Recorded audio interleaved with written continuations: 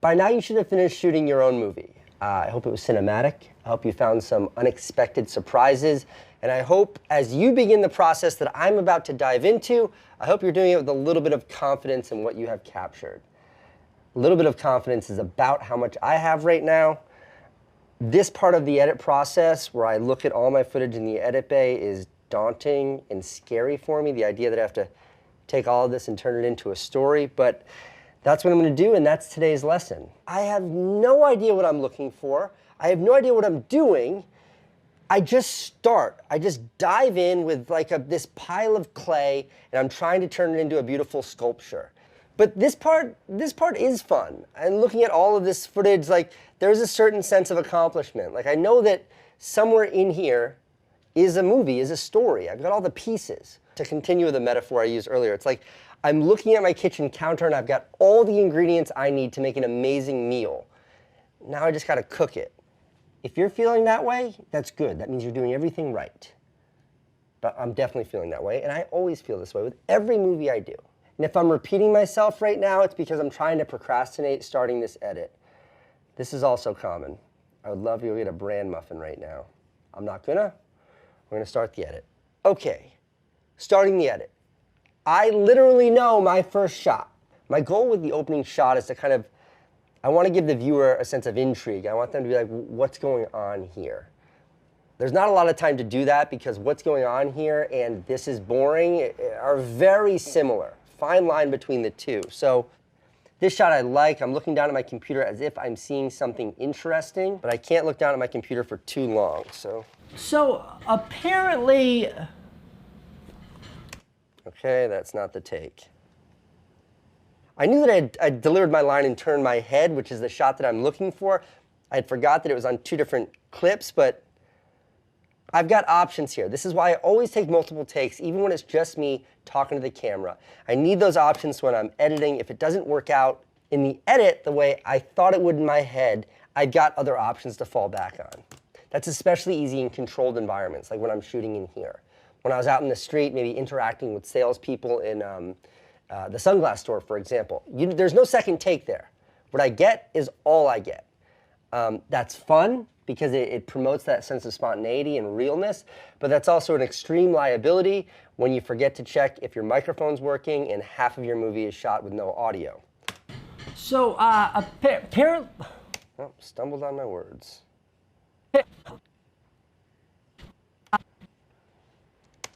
So, apparently... So we're not making a lot of progress here. I'm 4 seconds into this video and I don't like either of the shots that I did. I'm not going to reshoot it even though I want to. So apparently, like that's the shot that what I want is for me to say, so apparently, and then turn my head. Why didn't I get that when I was shooting that?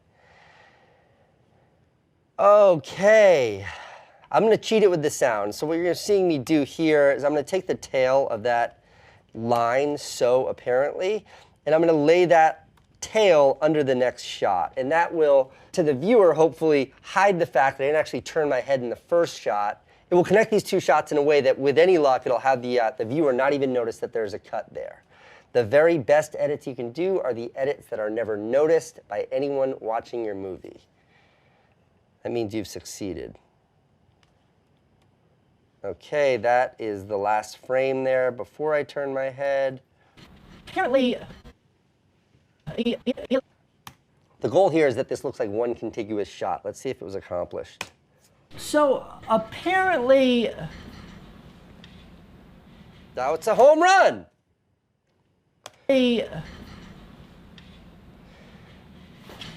Okay, so there's a bit of an issue here, which is, look it, I turn my head, and then there's this long pause before I stand up. In between me turning my head and standing up, it's just 3 seconds of me looking. That's boring, especially right at the top of an edit, right at the top of a movie. You've just clicked play, and you're like, okay, something interesting is happening, and then it's not. It's the back of my head. So I need to gussy this up. Music. That's where the music needs to come in, for sure. Music always sets the tone, and the music sets the tone here. The tone of this music, like the emotion that I'm looking to convey, is one of like curiosity. Like it should be like a quizzical kind of vibe where it's like, what's going on? But almost in like a Mr. Magoo kind of way, like not serious, like not like a Philip Glass level documentary where we're uncovering a hidden mystery or something.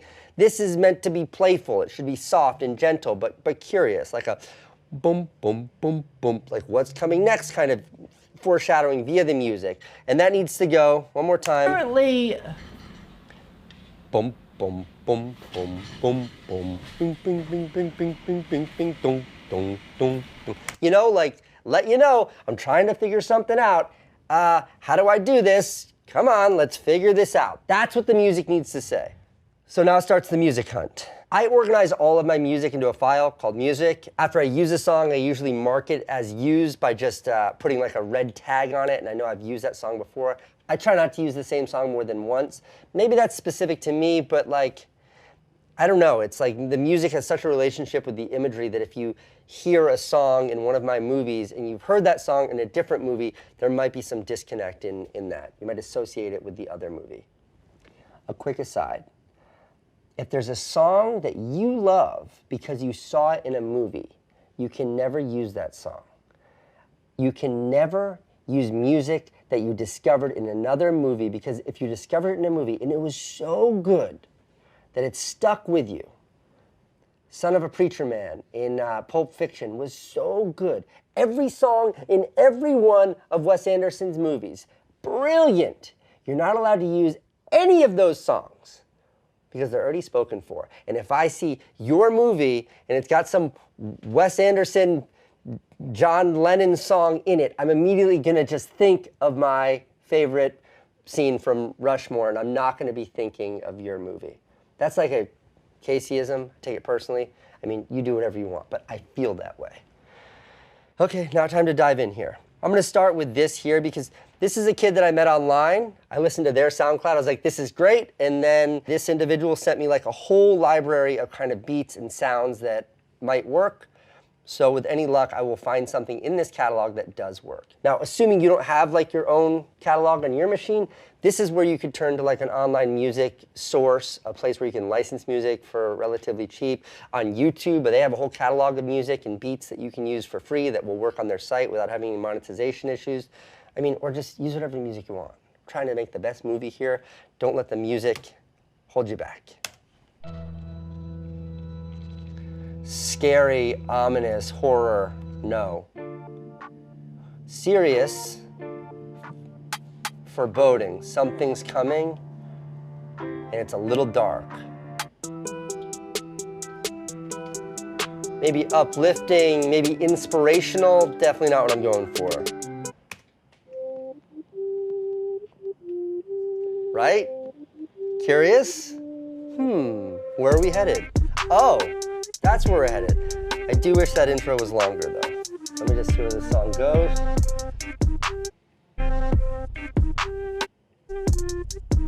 What I'm looking for when I scrub through a song like this is like, the first 5 seconds of this song, I'm positive work.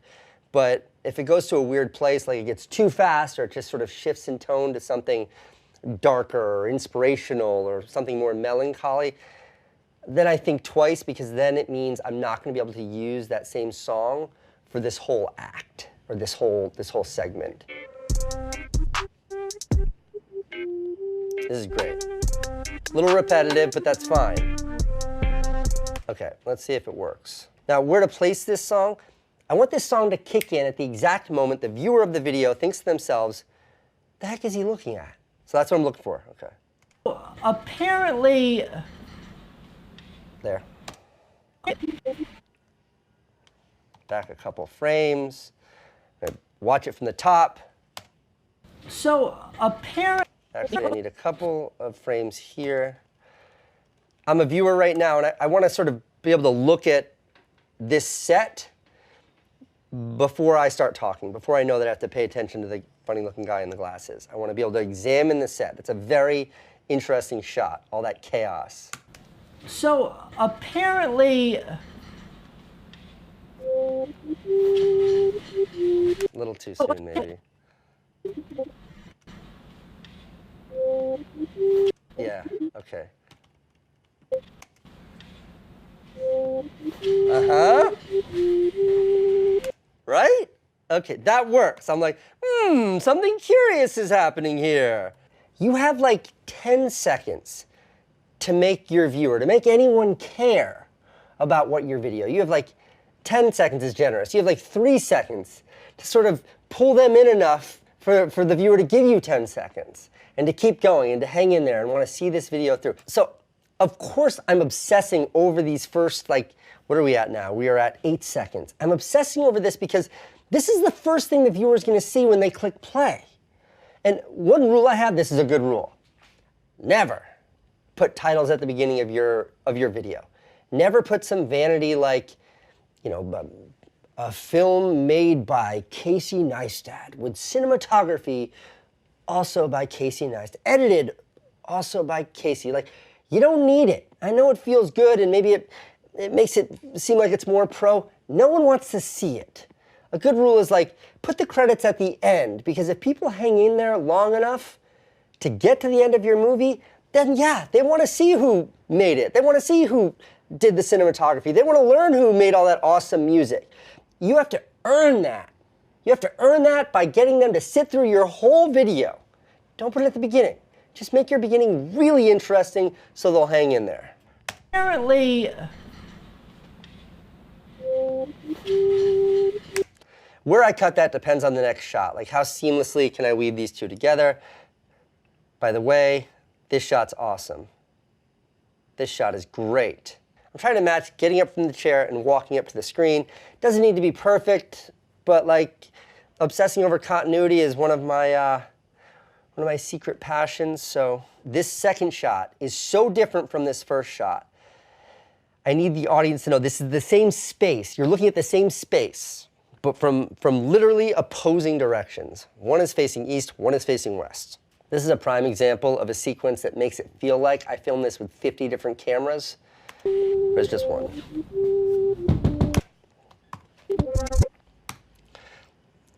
Okay, so this is going from a third-person perspective to a first-person perspective.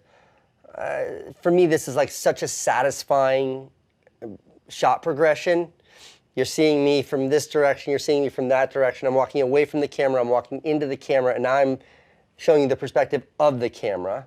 That 1, 2, 3 is meant to be really satisfying. And I say that knowing right now we're 10 seconds in. This is the first thing the audience is going to see, and what they know so far is that I'm curious about something. The music is sort of fun and interesting. Where are we going with this song? And now the cinematography right off the bat is, well, I'm trying to make it as compelling as possible.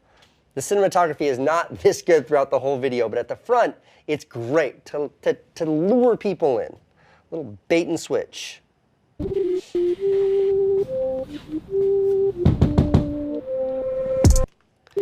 need a little bit more tappy tap tap Steen here.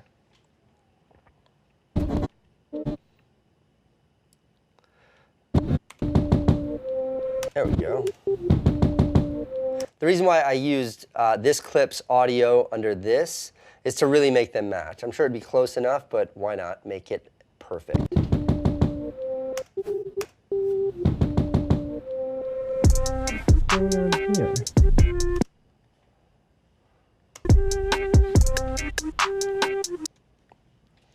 Now, I need to get the audience to the door. The next action is at the door. There's the door. I need to get the audience there, but this is a long shot. This is a 5.5 second shot. I can't afford 5.5 seconds. Okay, I'm looking at the TV, looking behind the TV. That's great.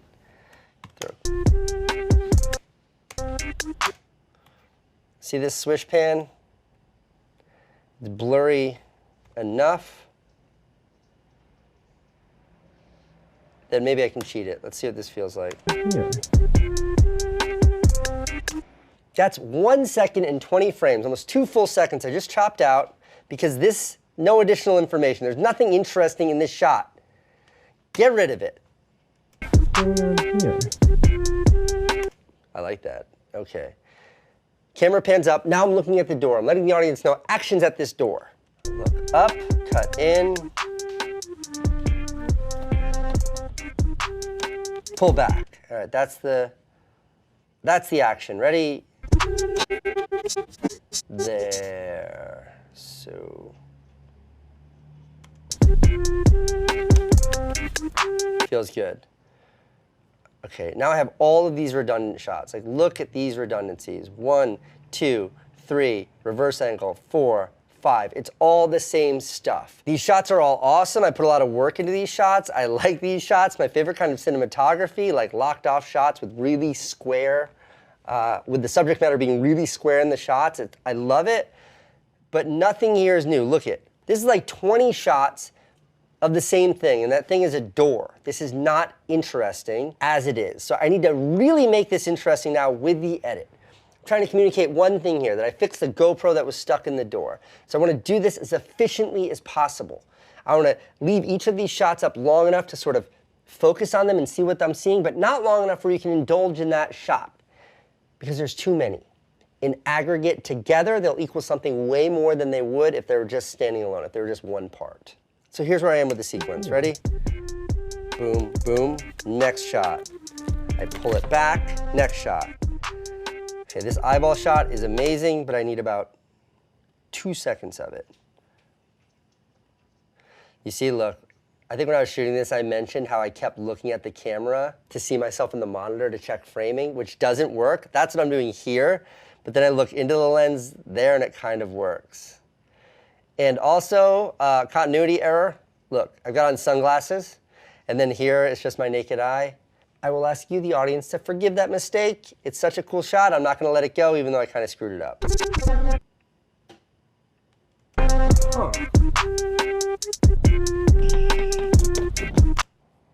Something's a little off.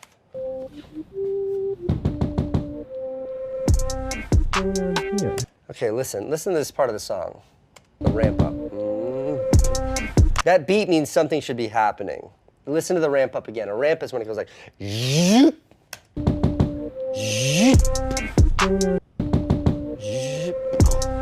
and nothing's happening.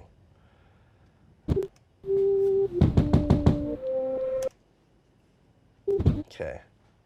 This is where, I do this a lot, but this is where you really can let the music work for you. So what I just did was when I tap that screen, it's loud enough to overwhelm the music. So what I'm gonna try to do here is use that sound to break the music, as in to stop the music. That way I don't have to use that, like that bass hitting, because I don't have anything to go with that. When I hear a song go from kind of like introductory, like just a very simple beat, and then a big beat hits, I need a shift in action. I don't have a shift in action, so I need to loop that or something. First I need to break it. So let's see what this feels like. Listen to the music. Pay attention to the music. It worked, but I didn't like where the music cut. I need this action to be right there. So where can I afford to lose a little bit? And try to shave a little, 1, 2, and then shave a little here, 1, 2, 3. See if it still holds up. Here we go. What's going on here? You hear me say, like, mumble what's going on here. Huh. Huh. There's room here for the song to come back up. This song here, right here, this little bit, that's just a loop of the same song here. Listen. But now, same song, I just put a little fade up here, so it's a little bit more subtle when I introduce the song again. The goal is, I don't want anybody to notice I'm using the same piece of that song, and you shouldn't. Huh. So now I have to build out the repair scene of the door, of the GoPro camera in the door. The amount of shots that I have is kind of insane, but what I'm trying to drive towards is, I have a line right here. The door cam's a GoPro Hero 4. This thing's probably been on non-stop for like 6 years, 7 years. I think I finally killed it. Okay, I want to use this line. I like me using this line because what I'm not saying is like, my door cam monitor is broken and now I'm fixing it. I'm not literally saying what you're seeing, that the images tell you that. Clearly I'm trying to fix something. This is me acknowledging and adding a level of kind of interestingness. Instead of it's just a generic me fixing a camera, I'm now letting you know that this camera's been on for whatever I say, like 6 years straight, and I don't think it's gonna work. Intrigue, interest, another layer of information, like the story's getting more dynamic, and we're 21 seconds in. Oh my God, this is gonna be a long lesson. So here's where I am. Here's where I am with music. Huh.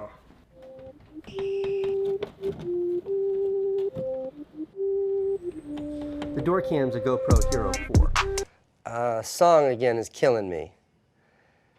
I'm not gonna switch this song out. I like it, but it's not, like this doesn't work. Ready? The door cam's a GoPro Hero 4. My voice is competing with it. If I make it a little quieter. The door cam's a GoPro Hero 4.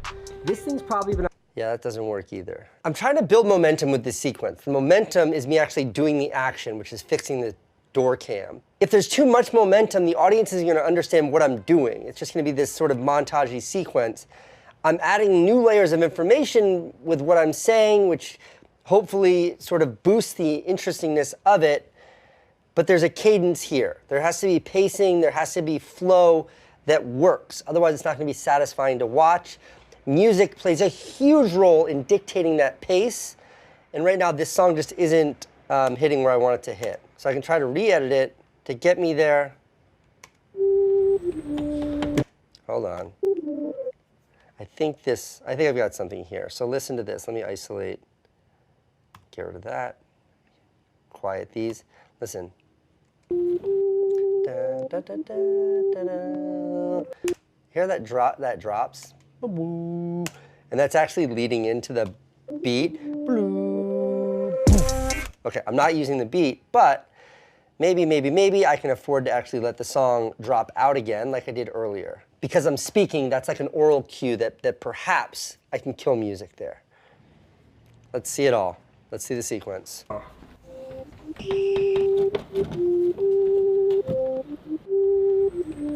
The door cam's a GoPro Hero 4. That works. This thing's probably been on non-stop for like 6 years, 7 years. I think I finally killed it. Talk about oral cues, listen. It works, but like if you've ever owned a GoPro, you know there's a chime here that's supposed to go with those little lights. I have downloaded a GoPro like sound effect. If I can use a fake sound to embellish whatever it is I'm trying to communicate, I definitely use the fake sound. So at the beginning of my counterfeit handbag video, I put in a police chirp. Because at the beginning I wanted it to feel like we're doing something we shouldn't be doing. I want to let you know, like, we're up to no good over here. The police car sort of communicated that, but the minute I put in like that, whoop, whoop, it had a completely different tone. And like, look, this moment is a moment I have to celebrate. Like the camera turned on, so I need an oral cue there. I think I finally killed it. Listen, it kind of changes it.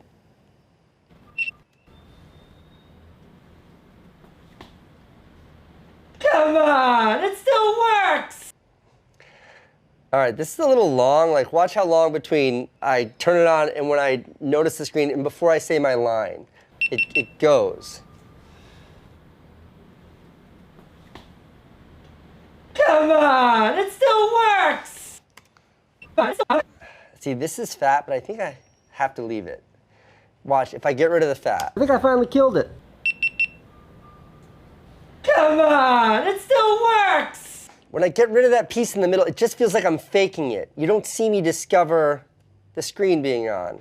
So from a narrative perspective, by this point in time, I say it still works. You know what I was trying to do. It's a little bit of mission accomplished. Come on, it still works! So I can't dwell here. So now I need to get out of this intro. This is not Act 1. This is just an intro, me fixing the GoPro. I've got to get out of this whole thing, get back to my main story being these glasses, which I haven't even mentioned in the video yet, and we're 42 seconds in. So I need to get out of here.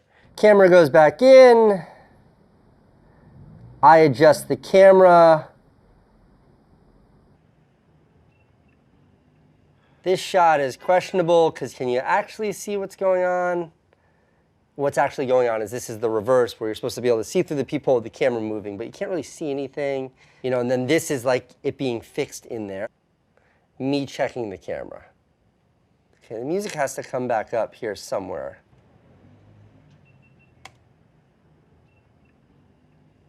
So listen to this piece in the song. There's like a shtick. There's like a ramp up and then like a tick, like a tick sound. I want to cut on the tick. Well, you killed it. Killed it.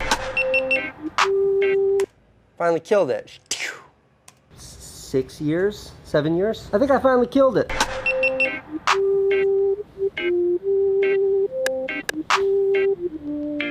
So I think this actually works better without music underneath it. So look, here's where I drop the music. The door cam's a GoPro Hero 4. This thing's probably been on non-stop for like 6 years, 7 years. I think I finally killed it.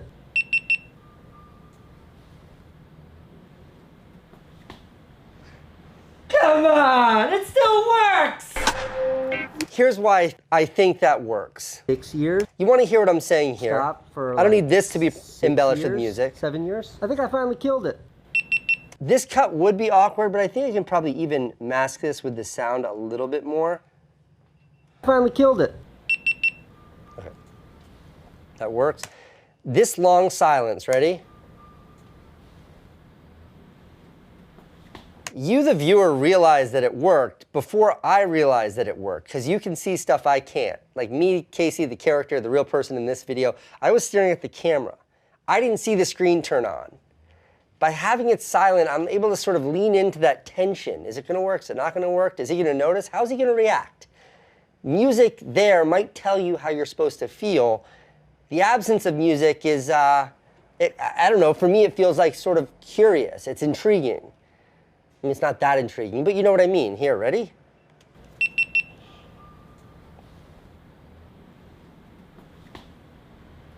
Come on, it still works! Yes, that's it.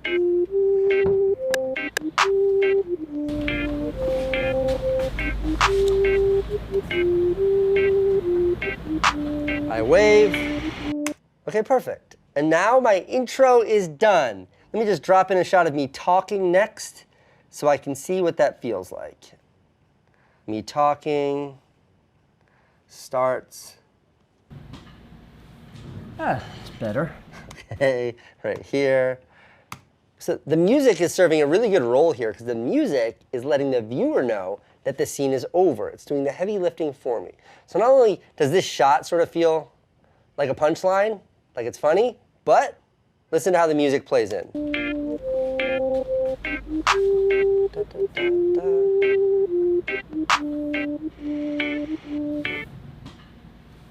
Ah, it's better. It totally works. And then I watch it one more time all the way through just to make sure that sequence is complete and there's nothing more I can shave off of it. When it comes to editing, masters at editing, the greatest editors out there, in my opinion, are not defined by what shots they use, but by what they cut out.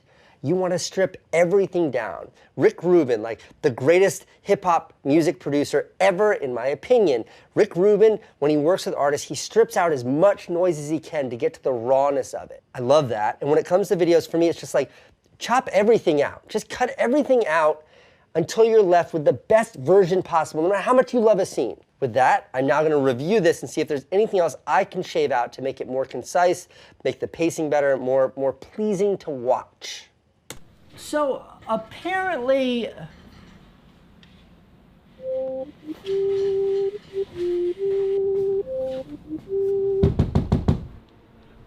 What is going on here?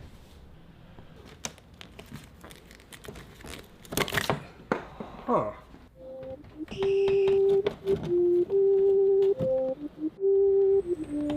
The door cam's a GoPro Hero 4. This thing's probably been on non-stop for like 6 years, 7 years. I think I finally killed it.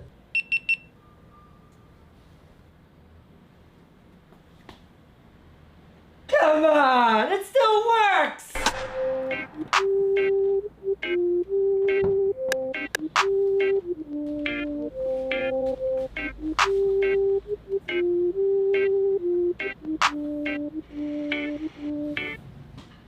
Great. I think it's great. And what I said before about it's what you cut that makes your edit great, not what you leave in.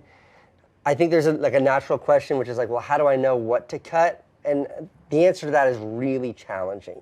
The way that I was looking at this is like, I'm measuring it on interestingness. I'm looking for redundancies. I'm asking myself, like, is this boring? Is this compelling? Have I already seen this information? Does it feel repetitive? That process of self-evaluation is one that's like, it takes time. You have to find, like, you're relying on your instincts, and it takes time to train those instincts to know what to look for. So you might cut out too much. That's a risk, and you're left with a story that feels incomplete, has holes in it. You might leave way too much fat in there, and then it's like a story that is drowning because I don't know what to pay attention to.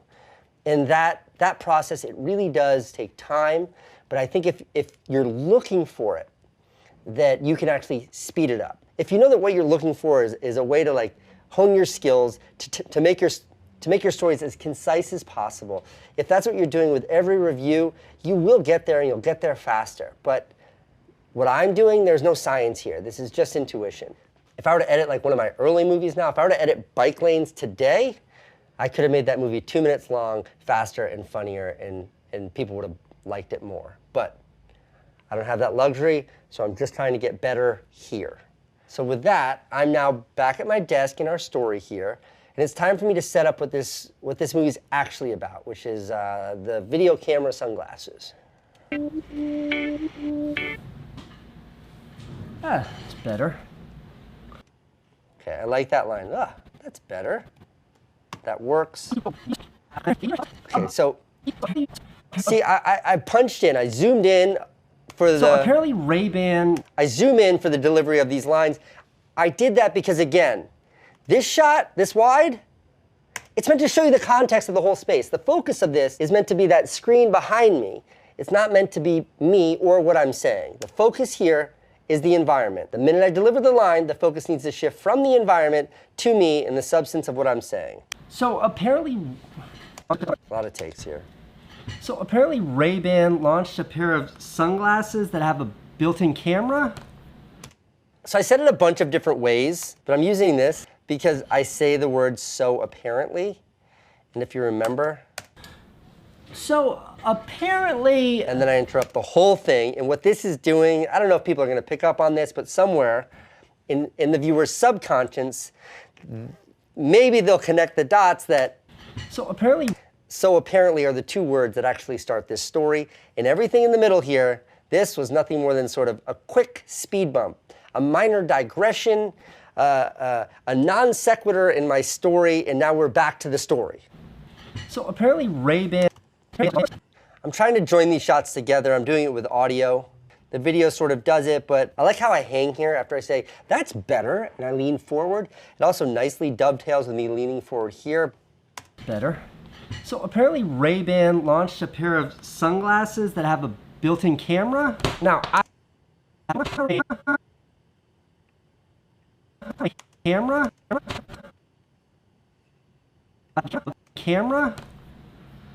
Now, built-in camera? now, Built-in camera? now, I've been...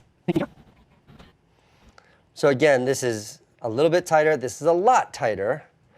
And the reason why I went with this much closer shot here is I know that I'm going to talk about my sunglasses, so I wanted to really bring the camera in, make my face super prominent in frame here. So when I reference the sunglasses, it's you know, they're more prominent in the shot. But I got to make these work together. There's a cut here. The goal is to have no one notice the cut. From being like a medium of me sitting here to a close-up of me sitting here.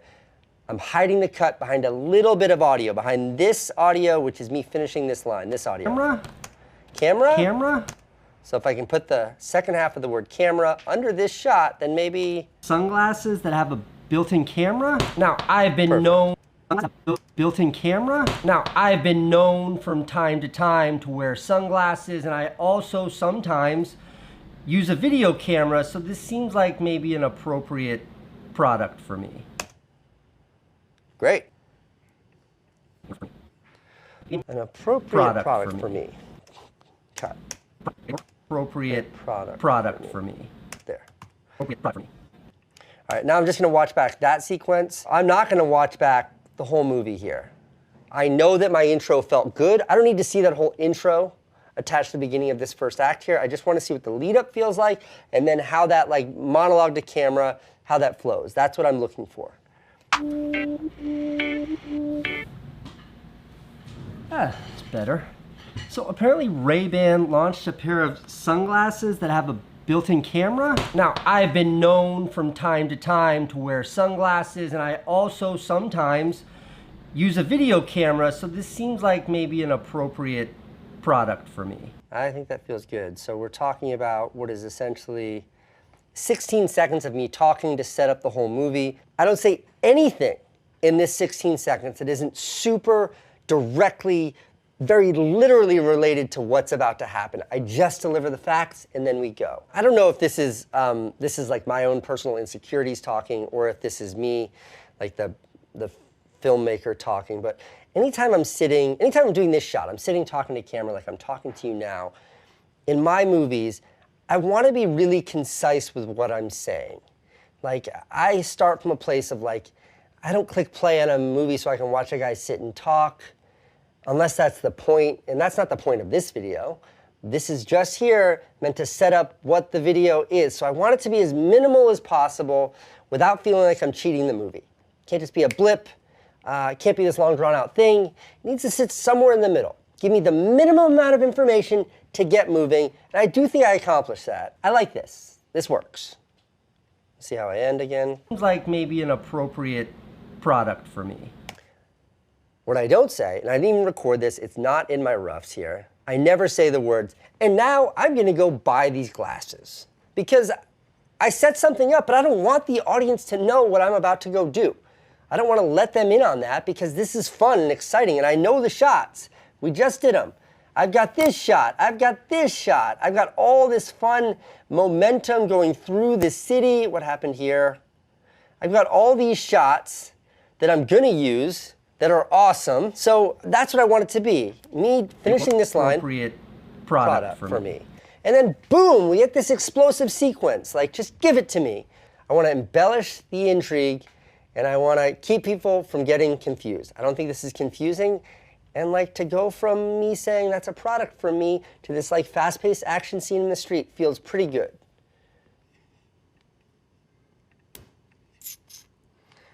This shot of the boosted board lets the audience know what I'm about to do. Obviously, I'm about to go somewhere.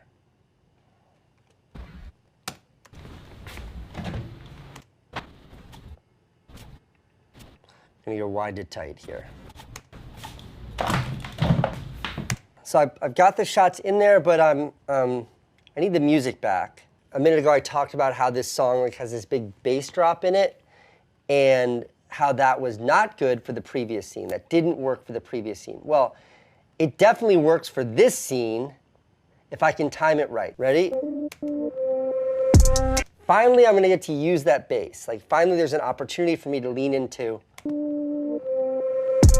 Because that explosion, the bass note can happen when I grab the skateboard. We're moving on. I want the bass to hit right when I grab the board. Yeah, perfect.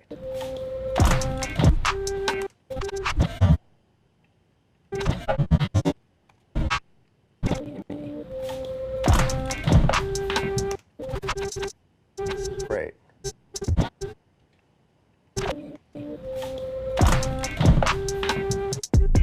Definitely an opportunity to have done a sequence here of me like walking out the door, going down the steps, going outside. But I sort of feel like I used up all the permission I had for those indulgent, fun little shots in shooting the GoPro sequence in the intro. If I'm the viewer, I want this story to move. We're 1 minute and 18 seconds into it. I know what's going on. I'm ready to get into it, so give it to me. So because of that, I want this to move a little bit faster than it otherwise would if I didn't have that like drawn out intro.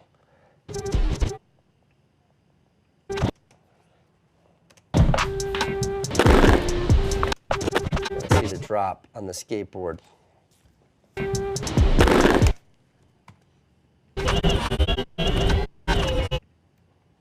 want that sound, that bzzz, that's what I'm looking for. Great.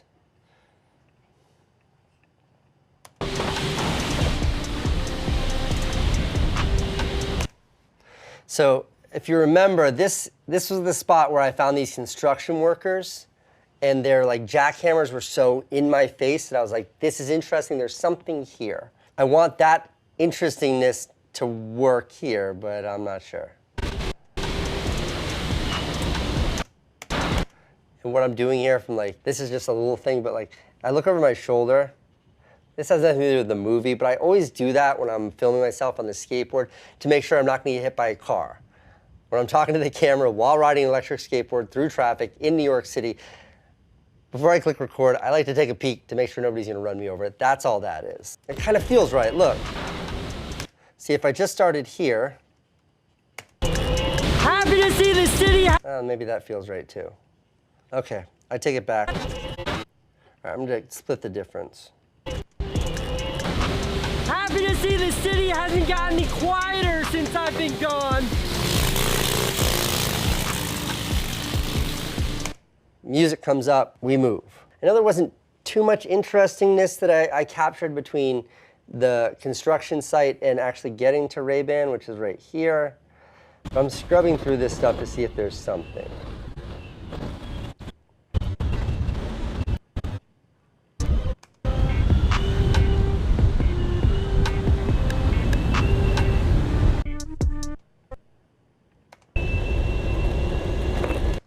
Honestly, I'm just sick of all these shots. I've seen these before in my other videos.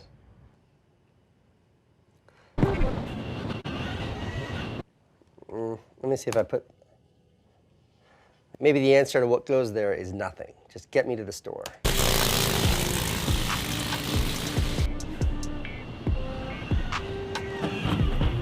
Yeah, I mean, it feels good. I'm moving. We've got momentum now.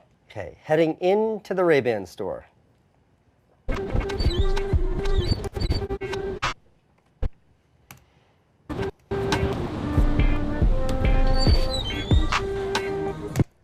There's a lot of noise in this retail store where I'm buying the sunglasses. There's the music that's playing in there, and then there's the dialogue between me and the salesperson, which happens here.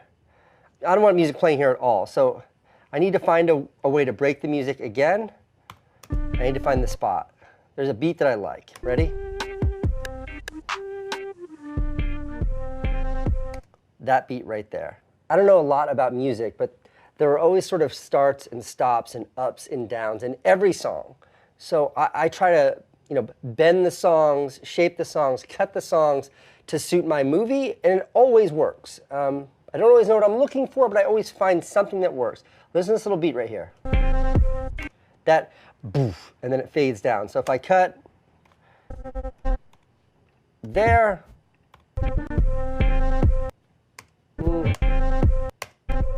little clipping, that's rich. So then I just have to mask that cut with the noise that's happening in real life, with a diegetic sound.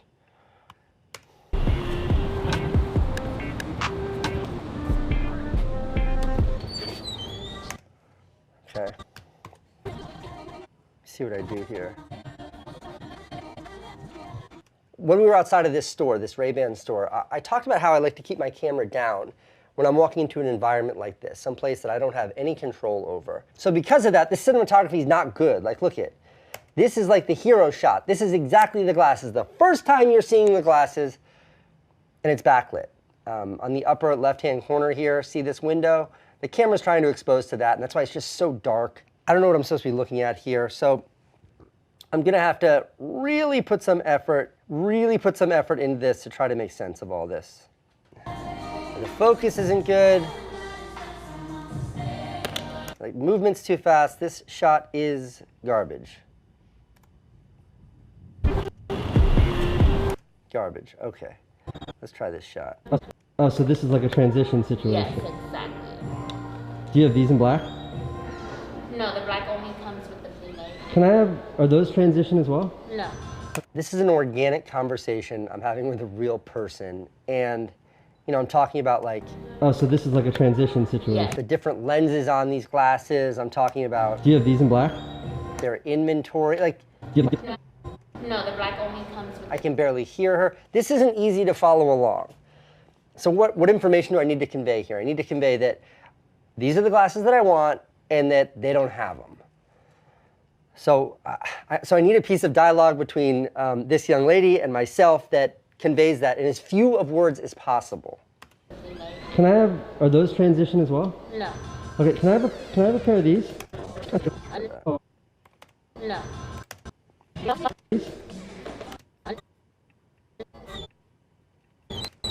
Okay, can I have a pair of these?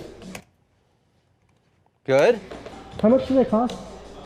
These cost $2.99, but we don't have this style in store at the Are you moment. kidding me? Okay. How much do they cost? These, I don't care how much they cost. but we don't have this style in store at the Are you moment. kidding me? Okay, that's the critical piece of information. Her saying, we don't have these glasses. Now, I interrupt her with, are you kidding me? And honestly, like, you can't see me saying it. It feels a little bit aggressive. This young lady and myself, we were having like a super jovial conversation. And I said, are you kidding me? With sort of like a smile on my face. And it was very gentle. But I don't like the way it sounds. It sort of misrepresents our interaction. It sounds like weirdly aggressive. So I want to really isolate the piece of information that I need here to focus on, which is her saying, But we don't have this style in store. we don't have this style in store. But we don't have this style in store. We don't have this style in store. No, the black. Okay. All right. So this is where the nightmare begins. See the shot? What I'm saying right now is they didn't have the glasses I need in store, so I have to go up to another store that the lady recommended. I don't have it. All I have is this light hiss. And that's what happens when you don't check your microphone. That's a critical piece of information. It's that piece of information that begins this whole chain of events. In the absence of that information, look. Look, look, look, look, look. I can put all these shots in here. What is this? This is nothing. And then if I skip that shot, okay, we're moving again. I don't know where we're going or why we're going there. That's a long shot. This is me giving further context to where I'm going. No, that's just my shirt. This is me giving further context to where we're going, and all I hear is hissing. And then this is me entering the store, asking if they have the glasses, and all there is hissing. Normally when I screw up a shot like this and I don't have audio, I just throw it out and make it work without it. But this is like, this scene is the catalyst for the rest of the whole first act. The fact they don't have the glasses. The fact that I have to go on this mission. I don't have it. So I have to work with these pieces now to try and recreate that. You're now seeing me frustrated at myself. And look, if you can make it through your whole edit without getting a little frustrated, without being like, why did I shoot it that way? Why did I do it that way? You're probably doing it wrong. There's this rule that my brother Van always said to me when I was first getting started, and he said, you learn how to shoot in the edit. And what that means is like this shot right here. I wish it wasn't backlit. I'm realizing that now. In the edit, I should have stood on the other side of the table so the sunlight came in and lit the subject instead of me filming into the window. And then you learn to shoot in the edit. You know what I'm learning here? Check if the microphone works before every shot. I'm learning that. So embrace your mistakes and learn from them. Now I have to dig myself out of this hole. I think I have an idea. This throwaway shot right here that I said I didn't want to use of the glasses, there's a couple usable frames. At least I can sort of salvage that. And then I'm going to put text over what she said. But we don't have this style in store. But we don't have this style in store. So text, I'll hit you in the face with the text, and then we'll go to music. We don't have this style in store. Bah, bah, bah, bah, and then the music starts. And what's unfortunate is like all of this magic is going to be lost without the context. Like I don't get to build another scene that connects me leaving this store and entering the next store. I don't have the context for that. So I'll make it much shorter and I'll put a tiny montage in there. And you know what? Look how much effort I put into this shot. Ready? Watch. The camera comes up really smooth, and I start talking just as I fly by a cop car going about 25 miles an hour up 6th Avenue. This is a great shot! And it's going in the garbage. Ready? Watch how good this shot is. Oh, it's so good. It's like I'm flying through the city, and it goes in the garbage. But we don't have. In order to let the audience know to really pay attention to this text, this isn't a subtitle. I want to like thrust this in their face, because this text has to be the motivation for the next montage where I go to the next store. Has to carry us through. So I'm going to use a technique here taught to me by my dear friend Max Joseph, terrific editor. It's called CSAY. So as she says the words, the titles are going to come up. Hi, how are you? And then you're sort of forced to read them as you're hearing her. And then it's an excuse to let them hang. But we don't have this style in store. We don't have this style in the store. That kind of We don't works. have this style in store. We don't have this style in store. This is what that looks like. I didn't time it that well, but I think it's close enough. But we don't have this style in store. It's always a pain to do those titles, to try to time it, but like it's effective. I'm gonna let those titles hang for a minute. I'm recycling this shot, this backlit shot that I don't like, but this is an excuse to let the titles hang and really like emphasize. This wasn't just putting text to what she said, but like this is a plot point in the movie. Again, I don't expect the audience to think of it so formally, but as long as they're focused on the text, then I'm accomplishing what I'm trying to do here. And this is what I'm delivering my next line. Luckily, you can't see what I'm saying, so I'm wearing a mask. So I'm just going to salvage the very end of this, show that I'm leaving, and then I'm going to get into the like zooming through the streets. And look, I'm going to have to skip a lot of this footage, like a lot of this cruising here. Okay, so here's where I'm at. Again, I put her subtitle, and then I let it hang over the shot of the glasses, and then I let it hang over me leaving.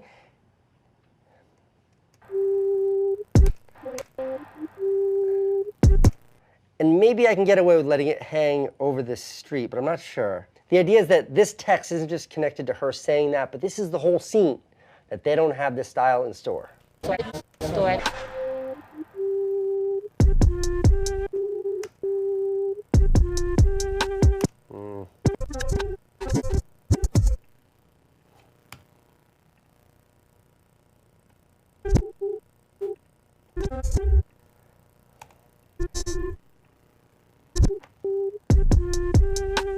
Yeah, that feels good. So this is the shot. This is the shot of me. Remember, I'm sort of squatting low, holding my camera steady while I'm on my electric skateboard. Looks like this. But if you speed it up, it looks like this. Then if you take the image and you double it, but make the top image at like, what did I set it to? 60%, 12% opacity. It gives it that sort of shadow effect. And it really emphasizes I'm covering a lot of distance here. I'm going somewhere far away. Outside of the Macy's, this is the shot.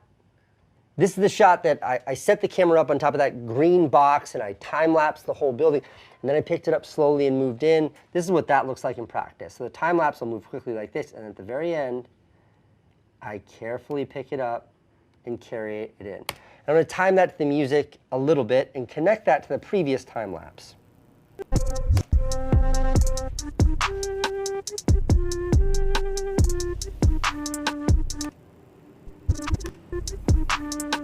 Okay.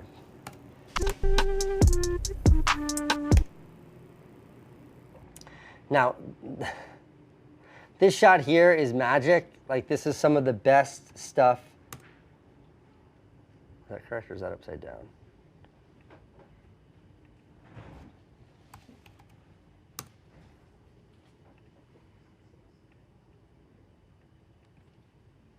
So this shot and this dialogue that I have this young lady, this young woman here in the dress, oh, it was amazing. Like, this would have been a perfect way to sort of bridge this whole sequence where she's explaining to me that they don't have the glasses, but they have different styles, and then they won't sell me the store model. And then after all that help, she's like, you know, I love your movies. And she was like, it was just like, it was this great little garbage. Nothing I can do with that. So I guess I'll try and plug in that. Remember this? Remember when we did this? Hold on.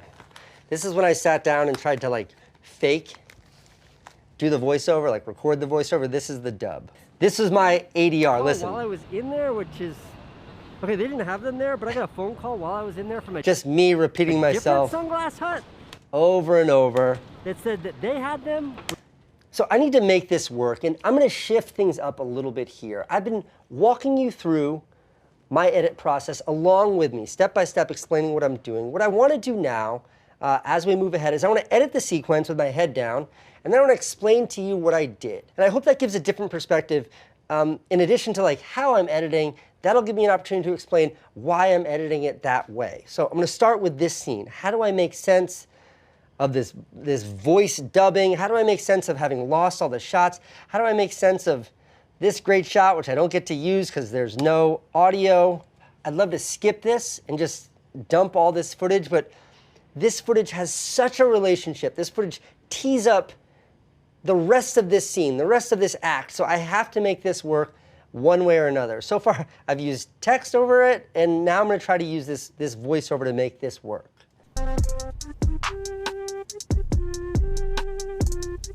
Okay, they didn't have them there, but I got a phone call while I was in there from a different Sunglass Hut, which is crazy because I didn't give them my phone number. Whatever, I'm going downtown, gonna get them now. You know, my wife makes fun of me for speaking with my hands so much, but I think the reason why this works is because of my gesticulating. I say I have to go downtown, and then I say, I don't know how they got my number, and it makes the voiceover work. You can't tell that I'm not saying it. The mask doesn't hurt either. Okay, they didn't have them there, but I got a phone call while I was in there from a different Sunglass Hut. Watch the hands. Which is crazy because Ready? I didn't give them my phone number. Whatever, I'm going downtown, gonna get them now. No one's gonna notice that. There's no way. All right, now I've left there. I'm headed downtown to get the glasses. This is that absolutely magical shot where I ran into a police officer. I genuinely thought he was gonna like give me a ticket or yell at me or something. Instead, he just asked for a selfie. So I wanna break this up a little bit to show us taking a selfie together. I had my camera out while he took the selfie. Can I take a quick picture of you? All right, officer, Thanks, dude. keep up the good work. Good to be back in the city.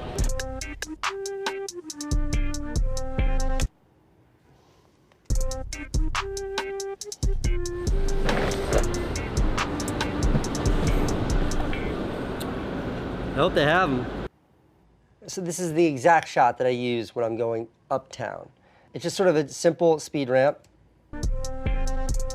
But then I overlaid that with the same shot at like half opacity. So it gives this shadowy effect.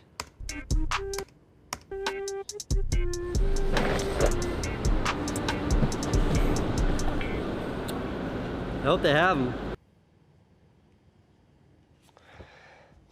My concern right now is pacing. I need a consistent tempo to carry me through. If I lose that tempo and it slows down too much, I stop caring. If it goes too fast, I'm not getting the information, and then I don't care.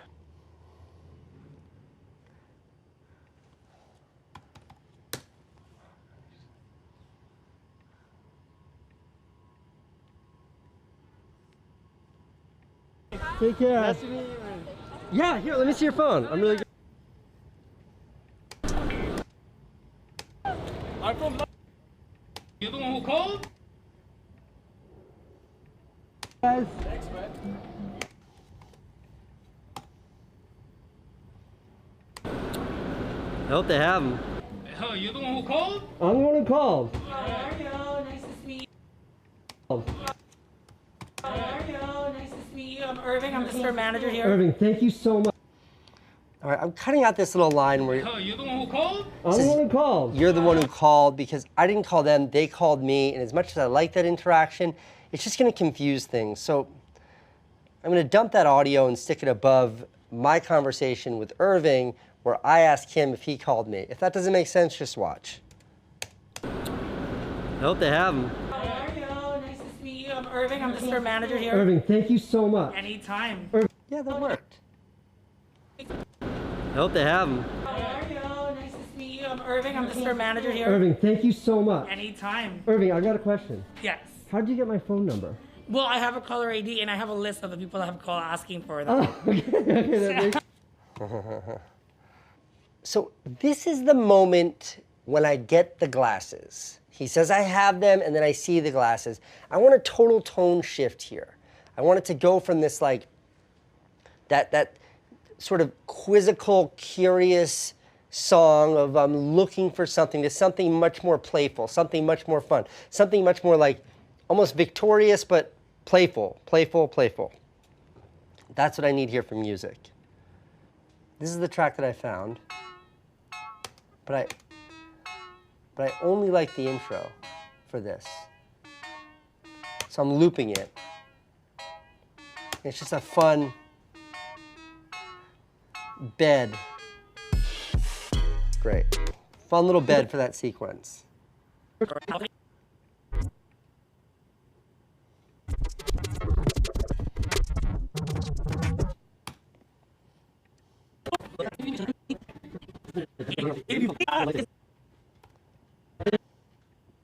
Call asking for them. Oh, okay. This is what clienteling comes down to. You nailed it. Thank Irving. you.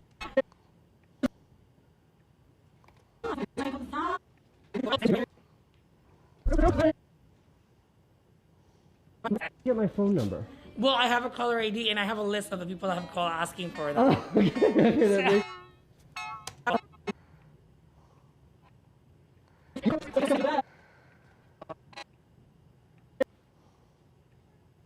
Good. You called here earlier. and Okay, then okay. I remember you. Irving, thank you Yes, so nice much. to meet You're the you. best. Take care. Yeah, of course. Okay. Call asking for it. Yeah, of course.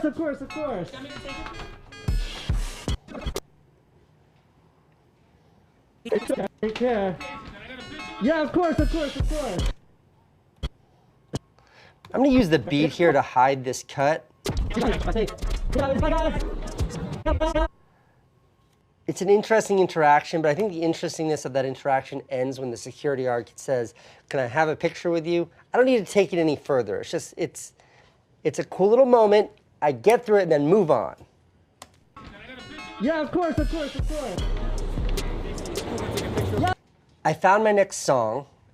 I'm moving on from the intro of that song from just that simple into like the actual beat of the song. Ready? Of course.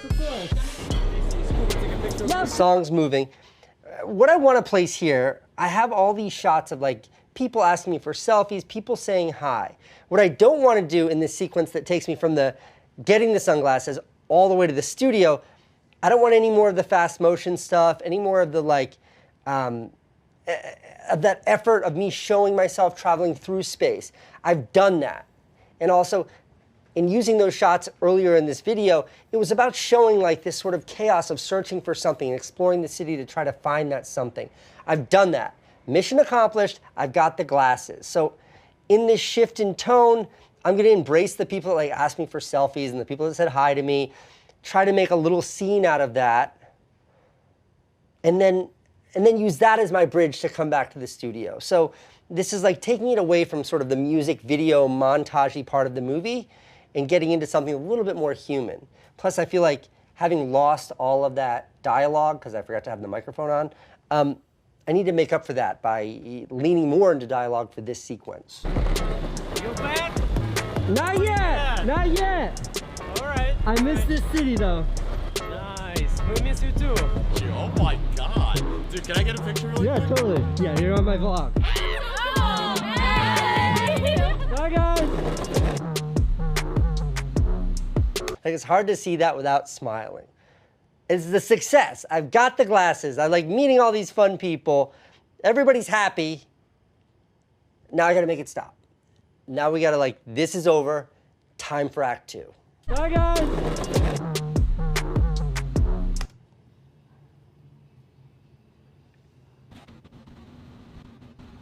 Then this is the shot. I could definitely have filmed myself pulling up from the studio. I could have filmed myself like walking into the front door and going up the steps, the whole thing. But there's an opportunity here. That opportunity was to acknowledge fixing this monitor, which was the whole intro of the movie. And the way I did that was just by filming the monitor and having me enter frame via the monitor. It looked like this. This is the shot. I'm accentuating the bag. And I come in. And then this is the wide of that shot. Well, that was an adventure, wasn't it? It totally works. Okay. Let me build that in.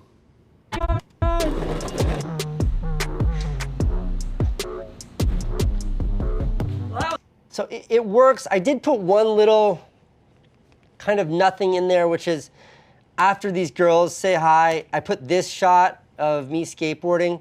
It's a throwaway shot. It's 19 frames long, so it's 2/3 of 1 second, not even a full second long, but I don't know, when it comes to tempo and pacing, like sometimes you just need like a period at the end of a sentence, and that's sort of what this is. Okay, right here as I come in, I wish I had like the door going, or like I need a noise to end the song on. Ba ba ba ba, song's over. It works. It's a nice, easy little cheat. I don't have like a bang. I don't have a door opening. So I'm using my voice when I get back in the studio. I think it plays. Girl saying hi. Period at the end of the sentence. I'm approaching. Hey, it's from the beginning of the movie. Well, that was an adventure. I think it works.